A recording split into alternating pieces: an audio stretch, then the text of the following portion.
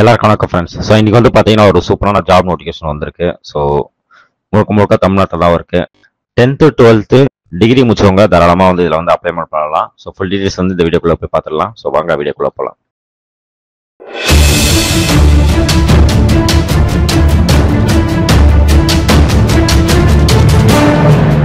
8th 10th 12th degree முடிச்சவங்க தாராளமாக வந்து இந்த அப்ளிகேஷன்ஸ் வந்து நீங்கள் ஃபில் பண்ணலாம். ஸோ ஃபர்ஸ்ட் வந்து வீடியோக்குள்ள டிஸ்கிரிப்ஷனில் வந்து ஒரு லிங்க் இருக்கும். ஸோ அந்த லிங்கை கிளிக் பண்ணி இந்த ஃபார்ம் வந்து டவுன்லோட் பண்ணிங்க.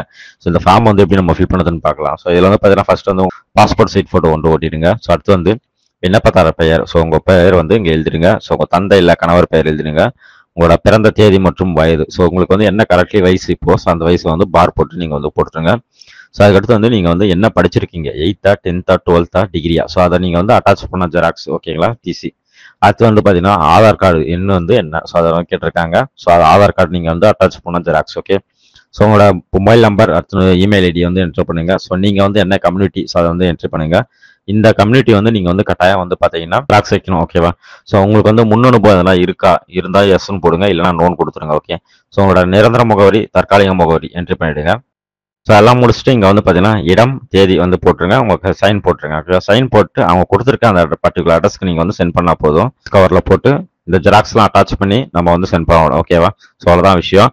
ஸோ ஒன்ஸ் வந்து அவங்களுக்கு வந்து ரிசீவ் ஆனதுக்கப்புறம் வந்து பார்த்தீங்கன்னா பண்ணுவாங்க. ஸோ பர்டிகுலர் தேதியில் வந்து இன்டர்வியூ நடக்குதுன்னு. ஸோ அந்த தேதியில் நீங்கள் போனீங்கன்னா உங்களுக்கு வந்து இன்டர்வியூ அட்டன் பண்ணி நீங்கள் வந்து நல்லா பர்ஃபார்மன்ஸ் பண்ணீங்கன்னா கட்டாயம் உங்களுக்கு வந்து வேலை கொடுப்பாங்க, ஓகே. ஓகே, இப்போ வந்து என்னென்ன வேகன்சி இருக்குன்னு சொல்லிட்டு பார்த்துடலாம். ஸோ இந்த விண்ணப்பத்தில் வந்து பார்த்தீங்கன்னா லாஸ்ட் தேதி வந்து பார்த்தீங்கன்னா 6/3/2025 அன்று மாலை 5 மணி வரை தான் வந்து லாஸ்ட்டு. ஸோ அதுக்குள்ளே நீங்கள் வந்து அப்ளை பண்ணிடலாம்னு சொல்லிட்டு சொல்கிறாங்க. ஸோ ஃபர்ஸ்ட் வந்து பார்த்தீங்கன்னா யுனானி மருத்துவத்துக்கு வந்து பார்த்தீங்கன்னா 59 ஏஜுக்குள்ளே இருக்கிறவங்க, BUMS அந்த குவாலிஃபிகேஷன் முடிச்சவங்க, கவர்மெண்ட்ல அப்ரூவ் பண்ண வேகன்சி வந்து தேவைப்படுதுன்னு சொல்லியிருக்காங்க. ஸோ 34,000 சேலரின்னு சொல்லியிருக்காங்க, ஓகேவா. அடுத்து வந்து மருந்து வழங்குனர், அவங்களுக்கு வந்து பார்த்தீங்கன்னா 59 வயசுக்குள்ளே இருக்கணும், டிபார்ம் படிச்சிருக்கணும்னு சொல்லிட்டு சொல்லியிருக்காங்க. ஸோ அவங்க வந்து தாராளமாக வந்து அப்ளை பண்ணலாம். ஸோ தினக்கூலி, அதாவது வந்து தினக்கூலி வந்து 750 ரூபாய். ஸோ அப்படி பார்க்க சொல்ல வந்து பார்த்தீங்கன்னா ஒரு 22,000 ரூபாய்க்கு மேலே வந்து உங்களுக்கு சேலரி கிடைக்கும்.